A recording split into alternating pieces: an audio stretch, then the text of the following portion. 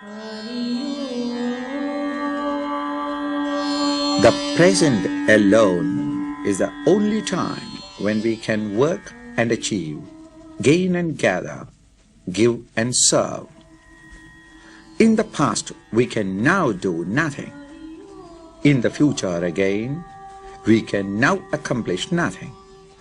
In the dead moments of the past and in the unborn moments of the future, we can never act. These living, dynamic present moments are the only fields to be hammered at, and wherein are all the glories of life, all the gains in existence. From the future, time floods over us who are standing in the present and gushes out to swirl with the continuous echoes of the past. Time never stops. It is fleeting.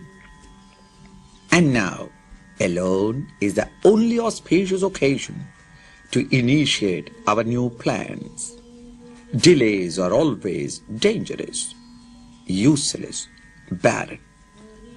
Today is the only day to attempt any great and worthy purpose. Opportunity comes to all of us. The diligent ones catch hold of it. The foolish ones let it pass. Therefore, let us be smart and awake to recognize our opportunity to serve. And while it is within our reach, let us seize it and make it yield to us the results we demand. When we thus become awake to our chances and prove that we are smart to catch them, diligent to work at them, and persevering enough to continue our efforts, spectacular results gracefully must come to reward our right and royal exertion.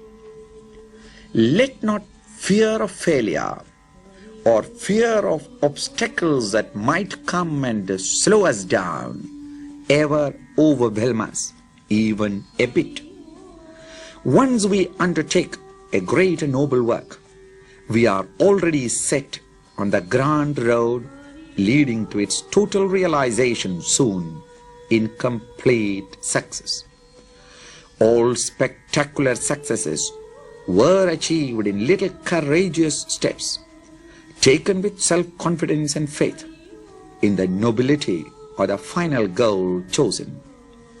Small efforts, when continuously and cheerfully put forth, pyramid up to become the edifice that stands out as a monumental work, a noble achievement.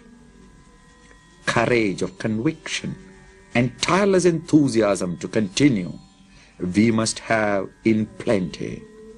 Success is sure to the sincere seeker. Let us whip ourselves with enthusiasm to make a purposeful, deliberate, and vigorous beginning today, so that our true and deep expectations and hopes, programs and plans may be fully achieved in our own times. This is the only secret of all great achievements, secular or spiritual. This we must follow and fulfill.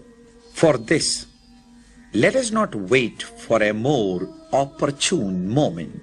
There is no greater time to act rightly than the present. When our vision is true and our goal divine, we need not hesitate at all in tumbling ourselves into action.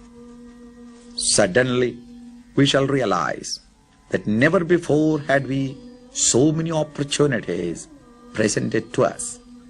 None of us, when inspired thus in the field, will have ever a chance to need extra incentive to act well.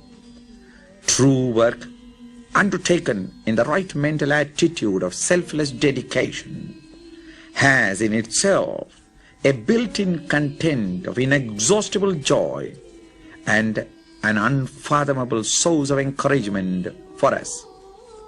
Let us draw upon it. We must.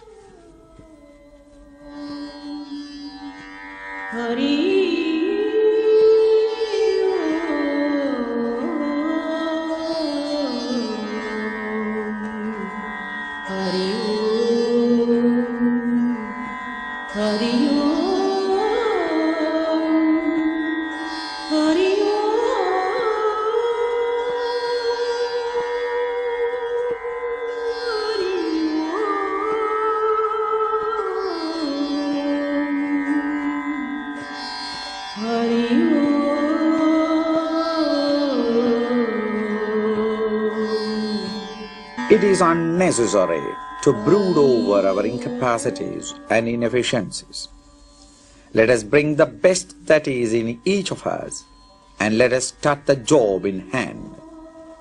As time passes on, each of us shall discover some hitherto untapped reservoir within ourselves, which bursts into a luxurious flood of brilliant efficiency.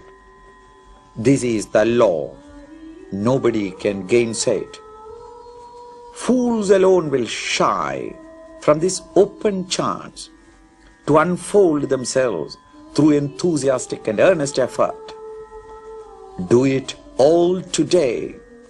At this very moment we must start. We must. The incompetent and the ineffectual alone grumble that they would have done much more had the circumstances been different.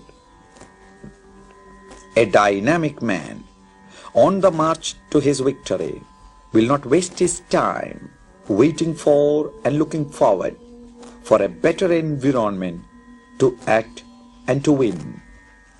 He dashes into the available world around him and proves his mettle. He orders, in the end, the very environments about him. Life calls upon us to prove our greatness and correct present situation itself. Right here, where we are now, in the very circumstances presently available, is the precise stage set for us to begin our greatest work and to transform our hopes into bright deeds and brilliant results. With faith in Him who alone is the sole accomplisher everywhere, the Yajñadhyaksha, let us dare move into the fields of service, ignoring pains and sorrows, criticisms and denunciations, obstacles and difficulties. We can succeed, and we must. Lastly, let us be humble and grateful for the opportunities available for us to serve the society and the world. Let us become immersed in our inspiring purpose, and let us cling to it ardently with all our mind. Thereafter, we can easily funnel all our abilities for its fulfillment.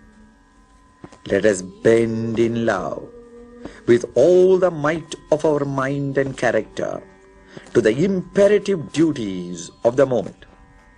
Let us accomplish our plan through work well done, with honest sweat and panting toil. There is joy inherent in them if our minds are inspired by the purpose we hold as sacred. Such men and women alone are true members of the promised land of love and goodwill. Each day we must grow in our ability to perform what is to be accomplished in a sacred spirit of gladness and joy. The bright beginnings made each day can become the early dawn or the day of achievement. Today belongs to us.